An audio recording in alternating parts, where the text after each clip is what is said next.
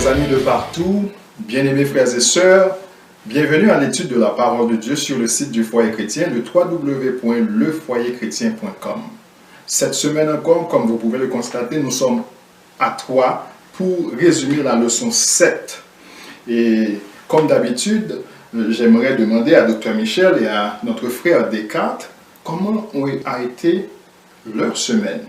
On va commencer par Descartes, notre frère Descartes. Bon, la semaine s'est bien passée, grâce à Dieu. On est toujours content de revenir ici et d'étudier ensemble la leçon et de partager nos connaissances, nos commentaires, etc. J'espère que ça va aider qui va attendre. Ouais. Merci. Docteur Michel. Assez bien, on a été sur la route encore cette semaine. Notre Dieu nous a secourus, il nous a ramenés à la maison chaque jour en sécurité, il nous a permis de travailler.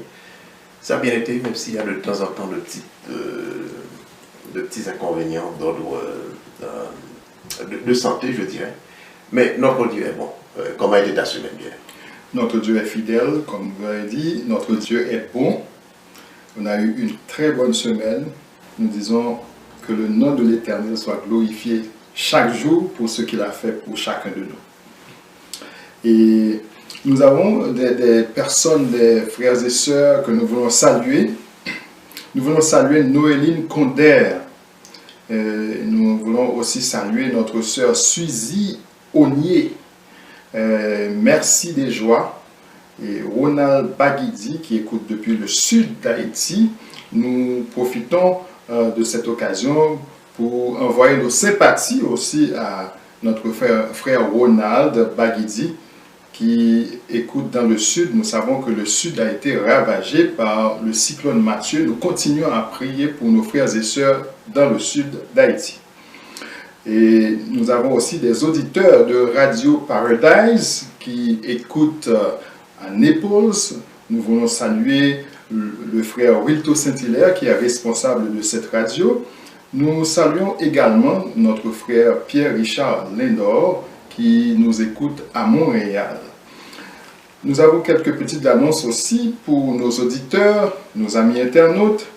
Nous vous invitons à regarder la leçon en créole chaque vendredi soir en direct à partir de 7h heure d'Alberta. Nous aurons chaque semaine un invité, que ce soit de Toronto, de Calgary ou d'Edmonton. Et aussi la radio du Foyer Chrétien. Vous pouvez nous capter sur le www.lefoyerchrétien.com ou sur le réseau AudioNow. Vous pouvez aussi nous contacter par email à travers notre page Facebook, sur Twitter, Instagram et par texte. Si vous voulez que nous prions pour vous, envoyez vos requêtes de prière sur info@lefoyerchrétien.com. Est-ce qu'il y a eu des nouvelles cette semaine, Dr Michel? On regarde la dégénérescence du monde. Il semble que même les non-croyants, en fait, en analysant les événements politiques aux États-Unis, quand le président Poutine de la Russie a dit que les États-Unis ne sont pas une république de bananes, alors il a dit que c'est un très grand pays, mais nous regardons ce qui se passe là-bas, ce qui se passe chez nous ici. Il y a toujours des nouvelles et tout indique que techniquement le monde s'oriente vers quelque chose. Que nous devons pas quelque chose de très sérieux. Donc voilà. C'est comme ça que j'aurais pu ramasser de façon générale les nouvelles qui se déroulent sous nos yeux. Et dans les journaux, à la télévision, même si je ne regarde plus la télévision, mais sur Internet, c'est ce qu'on constate, quoi. Oui. Merci. Avant de commencer notre résumé d'aujourd'hui, est-ce que notre frère Descartes peut nous conduire dans la prière?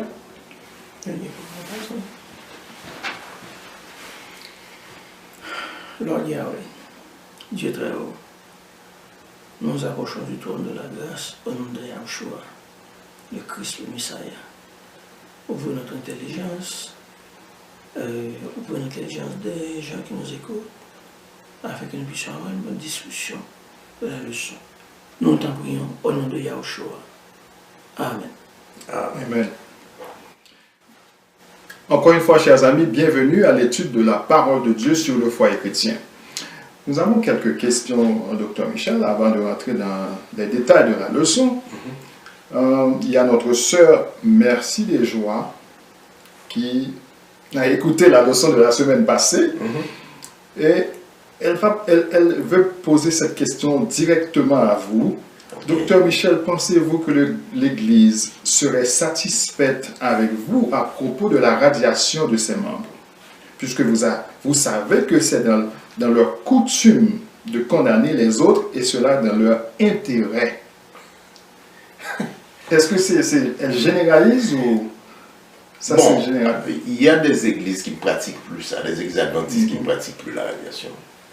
Mais je sais que dans la communauté noire, particulièrement dans la Caraïbe, que ce soit les églises caribéennes au Canada, aux États-Unis ou bien dans la Caraïbe même, ils continuent à le faire.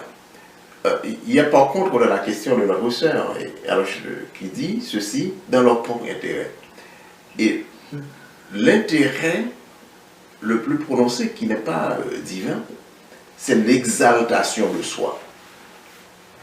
Alors on peut le faire, comme on l'a vu dans les discours des amis de Job, et on va continuer à le voir dans la leçon aujourd'hui.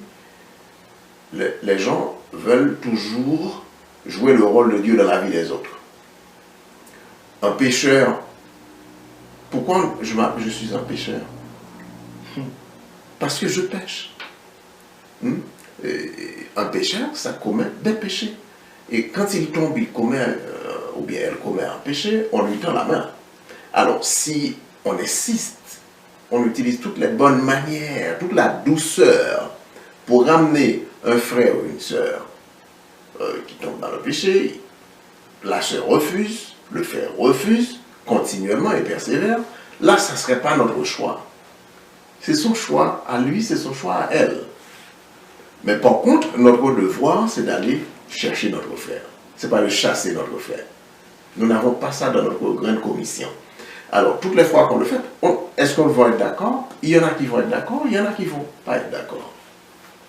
Et on va voir dans toutes les grandes vérités de la fin des temps aussi, il y en a qui vont accepter, il y en a qui vont refuser. Mais par contre, c'est mon souhait le plus cher, et c'est ma prière aussi, que l'Église accepte ce principe, que la radiation n'est pas divine. Voilà. Et maintenant, qu'est-ce qu'on va dire du manuel d'Église, puisque ça est dans le manuel d'Église?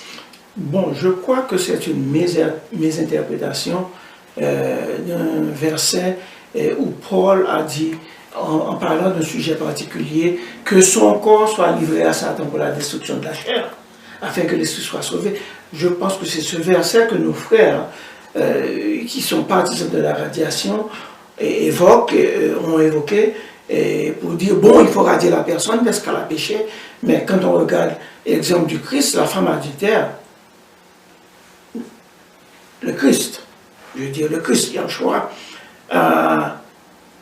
il n'a pas fait ce que la masse voulait faire, il a baissé la tête tout simplement. Ensuite, il a demandé où sont ceux qui vous accusaient. Eh bien, ils sont partis. Moi aussi, je ne vous accuse pas du tout. Donc, l'exemple que nous avons, ce n'est pas quand quelqu'un se trouve dans une nouvelle situation, de taper encore plus sur la tête, comme font les amis de Job dans cette leçon. Je pense qu'il y a beaucoup de personnes qui devraient lire le livre de Job et pouvoir, enfin, comme Dr Michel avait dit la semaine dernière, s'il fallait, ou dans les commentaires, il aurait fallu qu'un livre soit écrit et que le titre soit « Ce qu'on ne devrait pas dire à ceux qui souffrent ». Mais quand on voit l'Église en tant qu'institution, on ne va pas s'attarder sur la question, mais quand on regarde l'Église en tant qu'institution, si une institution n'est pas régie par des lois, est-ce qu'on peut l'appeler une institution? De la même façon, si une institution n'a pas de personne pour l'animer, on ne peut plus l'appeler une institution. L'institution repose, c'est vrai, sur les normes. Il y a des normes, et on a ça dans le débat dans la leçon de cette semaine. Hein. Il y a des normes, mais les normes, l'âme de ceux qui composent l'institution, qui sont régis par ces normes-là, est plus importante que les normes. Et le Tout-Puissant nous l'a montré, le Dieu très haut nous l'a montré. Nous étions encore des pécheurs. Le Messie est mort pour nous. Lorsque nous étions encore des pécheurs, il est mort pour nous. Voilà. Il y avait des règles. Et les règles existent, les commandements de Dieu existent. Et c'est parce que les commandements sont immuables que le Christ est mort pour payer le prix, pour satisfaire cette exigence de la loi qui dit le pécheur doit mourir, il est mort pour nous. Donc la loi est là. La grâce n'est pas incompatible avec la loi. Voilà. Deuxième question, est-ce que Job était le contemporain de Moïse? Si oui, est-ce que vous pouvez les situer à quelle époque? C'est une question posée par Baguidi Ronald depuis le sud d'Haïti. Alors, je dirais qu'il y a plusieurs versions quant à la temporalité, quant à la période à laquelle l'histoire de Job, la vie de Job s'est déroulée. Et Job n'est pas une fiction, ce n'est pas un récit imaginaire. Et c'est une réalité, mais il paraît qu'il y a plusieurs récits parce qu'on n'est pas sûr. Alors c'est ce que nous disions tout à l'heure.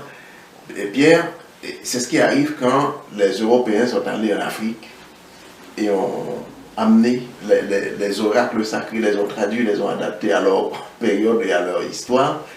Et ils chamboulent bien les choses. Bon, alors, ce sont la condamnation. L'histoire de Job est réelle. Mais on n'est pas sûr à quel moment cet épisode de la vie de Job s'est déroulé. Alors, ce qu'on dit, on pense que c'est Moïse qui a écrit, et c'est la version officielle de l'Église adventiste. Ils ont accepté le fait que Moïse ait composé le récit au même moment, pendant la période de 40 ans qu'il a passé en Médian, quand il a fui l'Égypte. C'est à ce moment-là aussi qu'il a composé le livre de la Genèse. Et c'est à l'époque qu'il a écrit le livre de Job. C'est la version de l'Église adventiste. Mais il y a d'autres versions qui existent, qui circulent. L'une de ces versions veut que le récit a été composé, particulièrement les poèmes en vers, a été composé pendant la période d'exil en Babylone, la période de 70 ans qui a commencé en 587. Mais l'Église adventiste a accepté la première version. Mais dans un cas comme dans l'autre, même si Job n'était pas un hébreu, mais celui qui y a eu des adaptations pendant la période de l'exil, en ce qui concerne particulièrement, comme je viens de le dire, les poèmes en vers. Et cette adaptation avait pour objectif de rappeler au peuple hébreu en exil en Babylone que la fidélité au Dieu très haut est essentielle. Et qu'il récompensera ultimement ceux qui sont restés fidèles à lui, à ceux qui gardent ses commandements malgré les circonstances adverses, malgré les adversités. Alors, on a la combinaison en réalité dans la version acceptée par l'Église adventiste, on a la combinaison de ces deux versions-là de l'histoire de Job. Voilà. J'espère que le frère est satisfait de la réponse et s'il n'est pas satisfait, il peut toujours communiquer avec nous. Cette semaine, c'est la leçon 7, justice rétributive. La semaine passée, on avait vu la malédiction sans cause. C'était une question. Et aujourd'hui, on va continuer. C'est toujours dans le cadre de la théodicée, ici. Toujours dans ce contexte. Dans ce contexte. Ouais. Et le verset à mémoriser, nous le trouvons dans Job 11, et c'est le verset 7 que nous allons lire. Prétends-tu sonder les pensées de Dieu, parvenir à la connaissance parfaite du Tout-Puissant? Qui parlait ici et dans quel contexte ce verset est placé dans la leçon 7? Alors, dans quel contexte? On a vu quand les malheurs, le malheur s'abattait sur Job, il y a au moins 3 amis qui avaient le mérite de venir s'asseoir auprès de lui. Okay? ils sont restés en silence pendant 7 jours, et après 7 jours, ils ont commencé à parler. Alors, la semaine passée, il y a le premier ami qui a fait un discours qu'on a analysé, qu'on a discuté, qu'on a débattu, il s'appelait Eliphaz. Et cette semaine, il y a les 2 autres amis, on examine le discours de 2 autres amis, qui s'appellent, ces amis-là, Bildad et Zophar. Ok? Il y a un 4e qu'on va voir plus loin, mais le 4e n'est pas resté, il n'était pas assis auprès de Job. Alors, on a dit que ces gens avaient le mérite, comme amis, de venir supporter Job. Leur présence, pourquoi, en tout cas moi, dans le cas de Job, la présence de l'ami, déjà, ça me dit beaucoup. Alors, ils sont restés silencieux, mais quand ils ont commencé à parler, on a vu pendant la période de silence, ils accumulaient un ensemble de négativités qui montrent tour à tour une mauvaise théologie, purement et simplement, dans son concept et dans son application, et deuxièmement, un mélange d'une bonne théologie avec une mauvaise application de cette théologie-là. Et c'est pour cela, il y a des événements dans notre vie individuelle, dans la vie de nos amis, qui se produisent qu'on ne peut pas expliquer.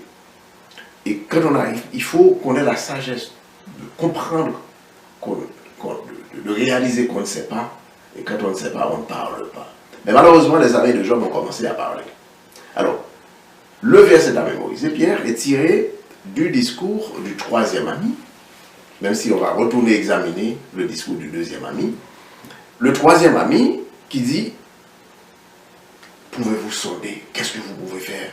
Et Job qui essayait, l'homme dans son malheur, dans son désarroi, dans son adversité, et qui ne comprenait pas, qui cherchait en prière, qui plaidait avec Dieu, et les amis qui étaient insultés que toi, tu oses parler avec Dieu, c'est rude, c'est stupide de ta part de parler avec Dieu, parce que tu es un pécheur. Si tu es là, c'est parce que tu as péché. Tu devrais de préférence te repentir. Alors, si Eliphaz, en parlant, était fâché à évoquer un esprit, il a eu un bon rêve, il a vu un esprit pendant que tout le monde dormait, qui lui a dit ce qu'il disait. Bêtise, mensonge, juste pour l'exaltation de soi. Et ça me fait penser à beaucoup de choses, on va commenter la semaine passée. Une fois, j'ai posé une question, j'étais dans une église en Haïti, je ne veux pas dire quelle église. Et puis, les frères alors, merci, écoute ça bien. Non, sœur, merci. Et puis, les gens, le comité venait annoncer la radiation de quelqu'un, il donnait l'occasion à l'audience, aux membres, de poser des questions. Je posais une question. Alors, la réponse que l'ancien me donnait, ah non, non, non, non. On ne va pas permettre aux gens de venir déshonorer notre Dieu dans notre église. Voilà le problème. L'avocat, il s'érige en avocat de Dieu. Mais ma foi, je suis un pécheur. Comme on l'a dit une fois ici, un pécheur, ça pêche. Volontairement ou involontairement. Mais quand le pécheur pêche, on le ramasse, on l'accompagne. Il y a une bonne pratique dans l'église caribéenne. Quand tu ne vas pas à l'église, il y a un groupe qui va venir te voir. Est-ce que tu es malade? Est-ce qu'on peut prier avec toi? J'espère qu'il n'y a pas de jugement derrière ça. Ça, c'est une bonne chose.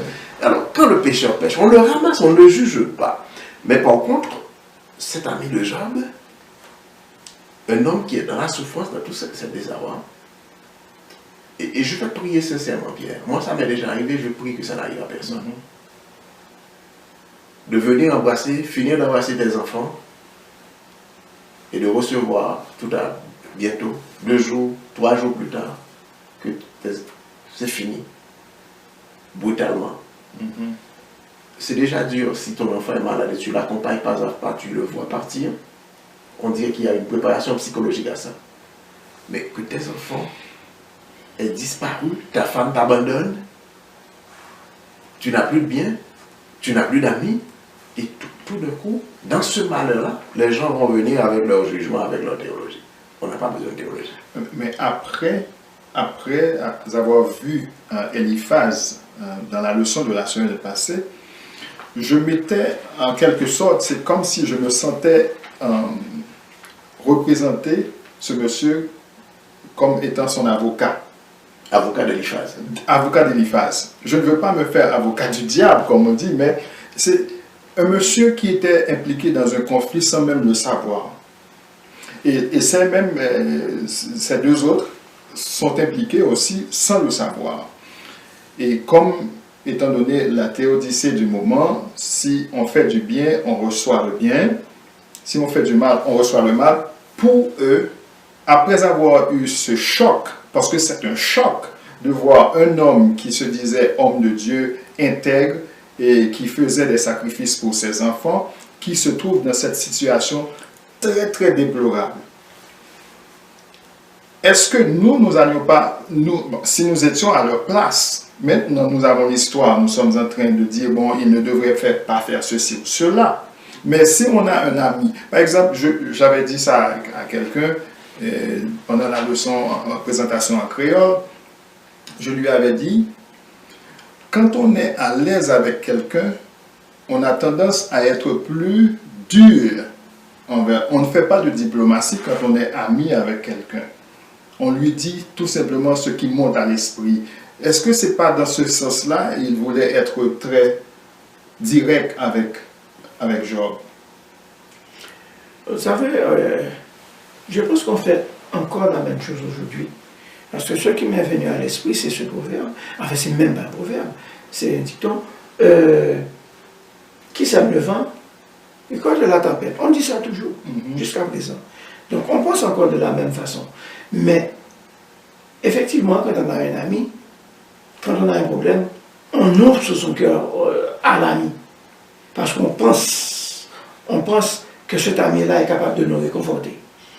Un bel exemple, c'est que, par exemple, chez nous, il n'y a pas beaucoup de psychologues quand on a un problème pour aller leur raconter notre problème.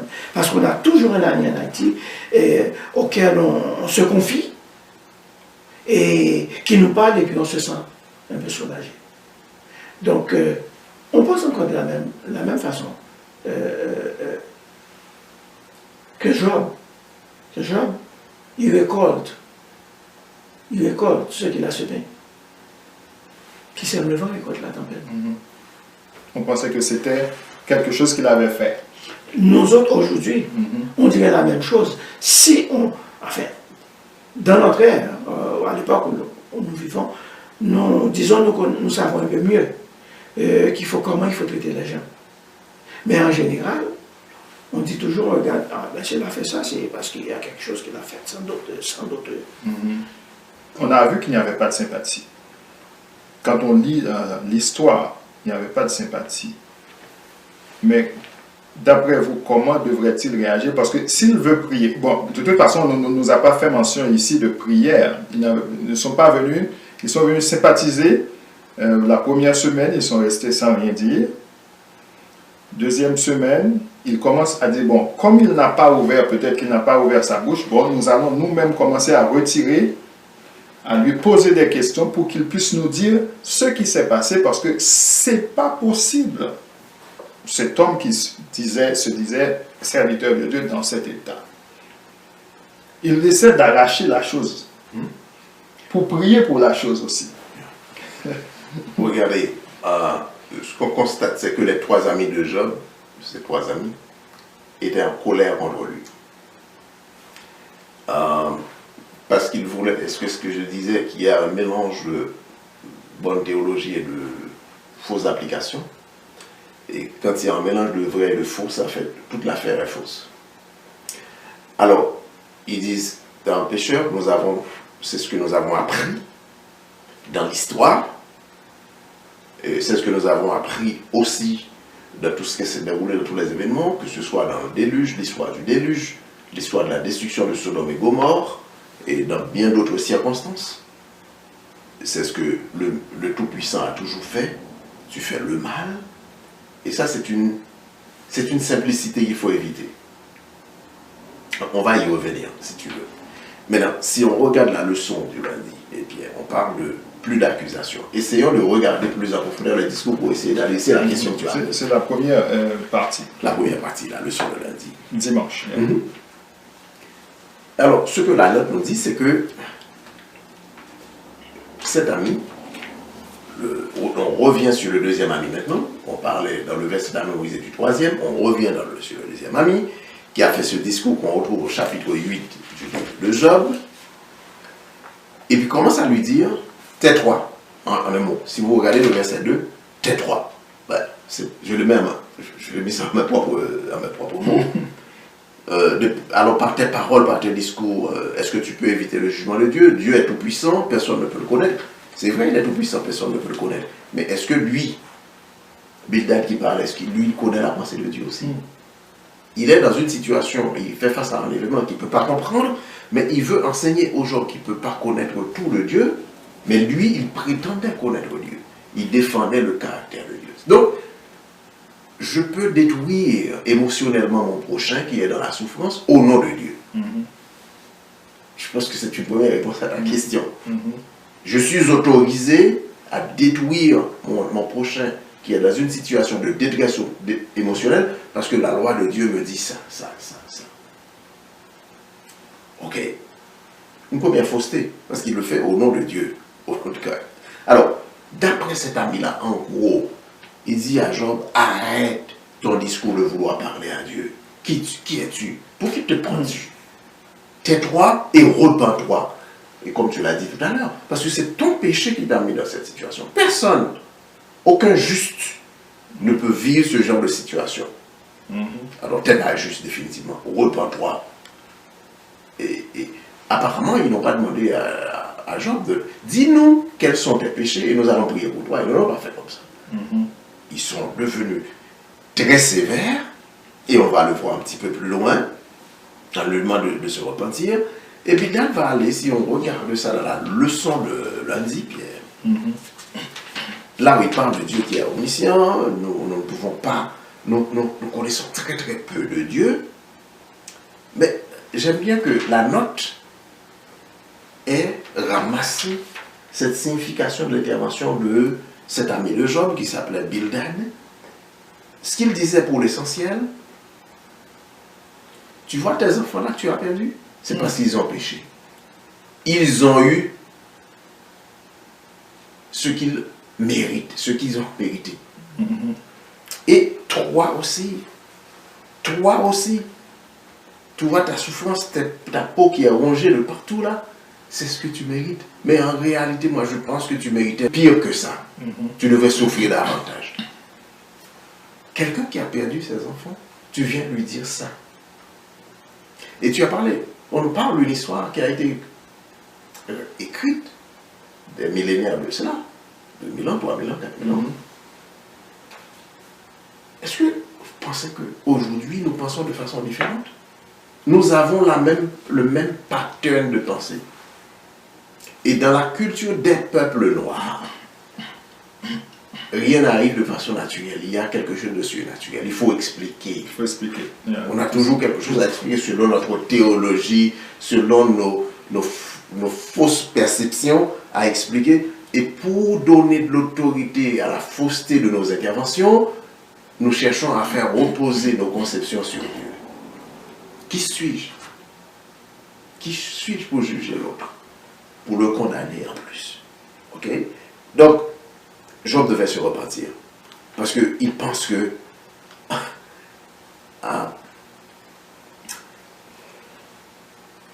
Dieu défend le juste. Mais toi, là, tu n'es pas assez juste. Il te laisse aller à ça.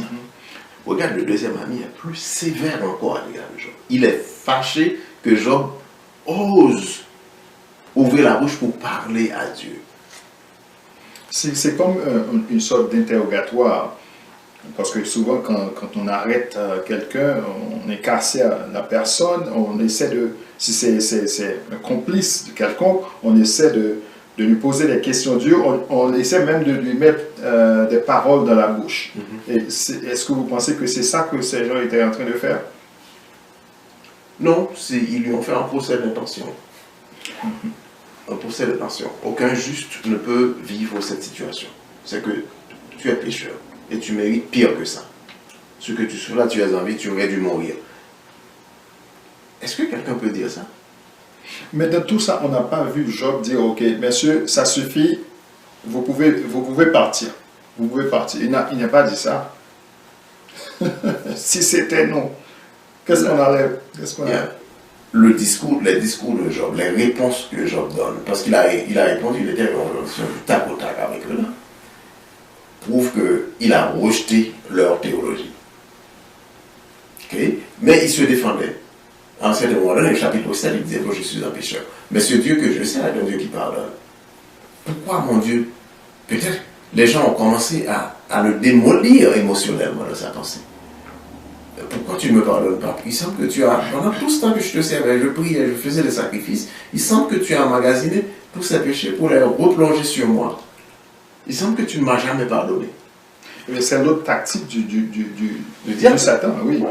Parce que pour vous décourager, il va vous envoyer des gens qui vous connaissent très bien et des gens qui ont une certaine affinité avec vous et avec qui vous partagez certains secrets dans la vie. Peut-être, je ne sais pas, peut-être Job avait partagé certains secrets avec eux, puisque de toute façon, même si on nous dit que Job est un homme intègre, cela ne veut pas dire qu'il n'avait pas ses faiblesses.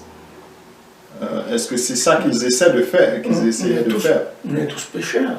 Eux autres, est-ce que parce qu'ils n'ont pas eu des épreuves, ça veut dire qu'ils n'ont jamais péché? Alors, leur discours c'est un faux discours quand même.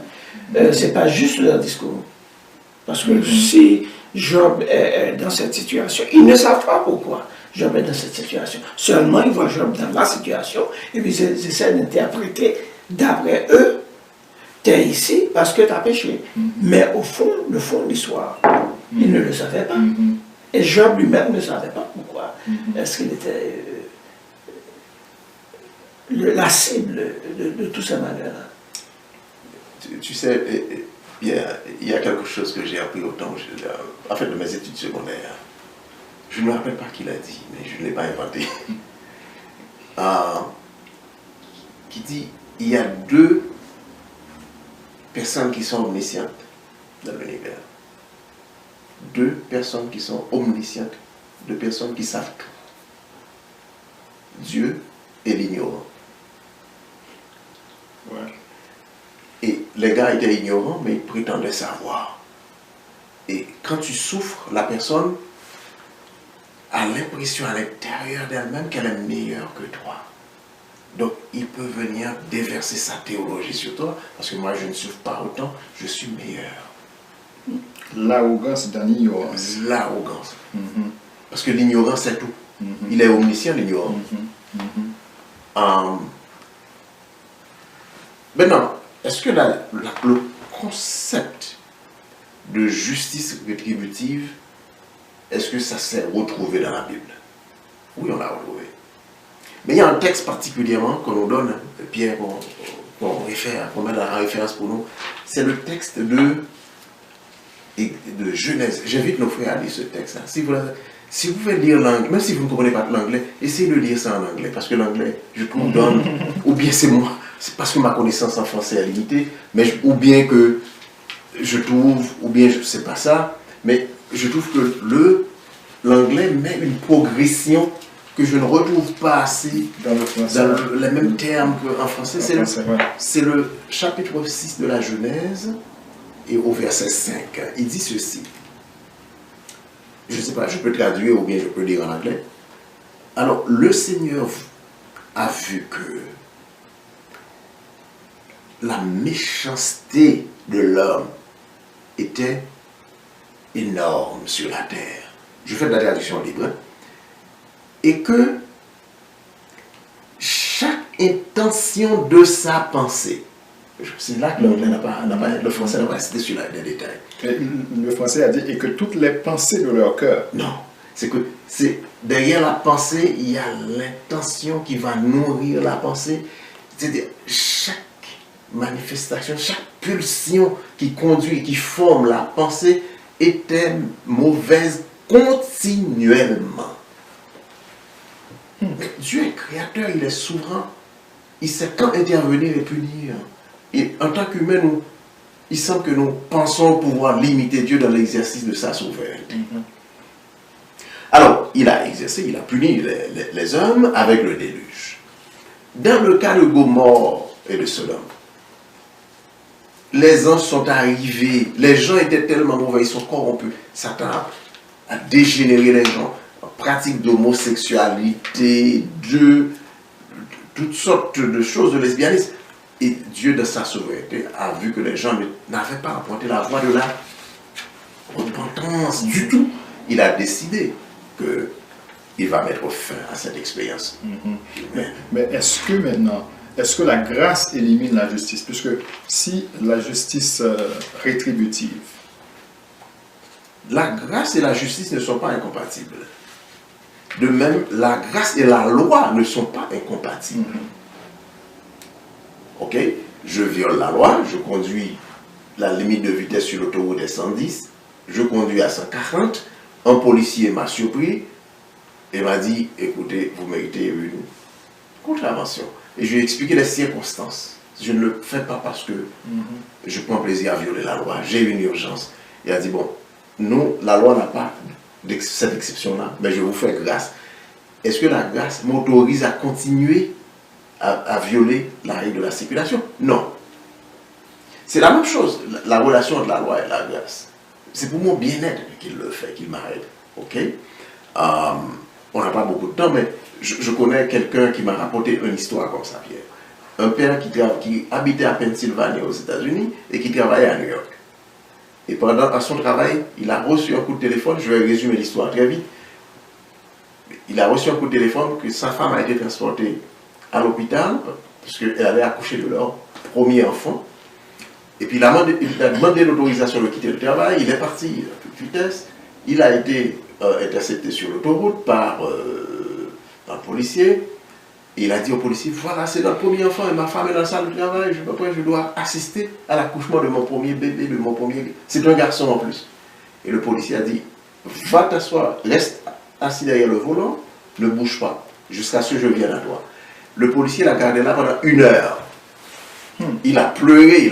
Quand le policier est revenu, il m'a dit, pourquoi tu m'as fait ça? Il m'a dit, je l'ai fait parce que je ne veux pas que ton enfant grandisse sans père. L'exercice de la loi, c'est toujours pour nous protéger. Je ne vais pas te donner la contravention, je fais mon temps pour te sauver la vie. Alors conduis dans la limite de vitesse pour aller voir l'accouchement. En tout cas, dans l'exercice de la loi divine, mais souvent, les policiers vous arrêtent et ils savent que c'est beaucoup plus d'argent qui va rentrer dans la caisse de l'État. Ça, c'est le côté humain. Ça, c'est le côté humain. On discute dans le contexte de la meilleure intention. Oui, ouais. Bon, alors, revenons un petit peu, Pierre, vers la leçon pour avancer un petit peu plus. Ce qu'on retrouve encore à part ces histoires-là, on a vu l'exercice un peu de la justice rétributive, mais c'est Dieu qui détermine la limite, qui voit qu'il n'y a pas de... Ces gens-là n'allaient pas se repentir. Alors on retrouve encore dans Deutéronome chapitre 6, les versets 24 et 25, où il y a le Dieu souverain de l'univers, s'il me permet de prononcer son nom. Il a dit clairement, par la voix de Moïse, si vous observez mes commandements, mes préceptes, et tout ce que je vous ai prescrit, voici les bénédictions qui vont tomber sur vous. Et si vous négligez mes commandements, vous désobéissez systématiquement, voici les malédictions qui vous attendent. Alors ce genre de diptyque, ce genre d'analyse binaire était dans la tête des amis de Job probablement, mais la chose, théologiquement ça fait sens ici, mais est-ce que ça s'appliquait au cas de Job? Et c'est ça l'affaire. Il y a un prédicateur qui a prêché ici en septembre, qui a dit, en tant qu'administrateur de l'Église, je continue la conversation avec merci là encore. C'est une très bonne question. Si tout ce que vous savez faire, c'est d'appliquer les normes qui sont dans les livres, vous n'êtes pas chrétien. C'est un ancien président de la Sierra, l'université de la Sierra. Ok. Alors, nous ne sommes pas des chrétiens. Et il y a un autre cas aussi où on a vu la justice rétributive de Dieu, c'est dans Nombre, c'est rapporté dans Nombre chapitre 16, les versets 1 à 33. C'était la rébellion des fils de Corée. J'allais dire quoi. Alors, les fils de Corée. Ils ont persécuté Moïse et Aaron. Ils ont fait toutes sortes de choses. Est-ce que c'est Dieu, c'est pas Moïse seulement qui peut parler? Il peut parler par nous, nous sommes des princes du peuple. Et jusqu'à ce que la terre a ouvert sa bouche les a engloutis. Mais ces gens, Moïse leur a donné chance après chance après chance. Mais Dieu détermine, il connaît le cœur, il voit que ces gens n'allaient pas se repentir, qu'ils n'ont pas saisi des occasions de grâce qui leur ont été offertes. Il a exercé sa souveraineté. Celui qui donne la vie a le droit de la reprendre. Ok? Bon. Alors, mais par contre, dans le cas de Job, ce n'est pas cela.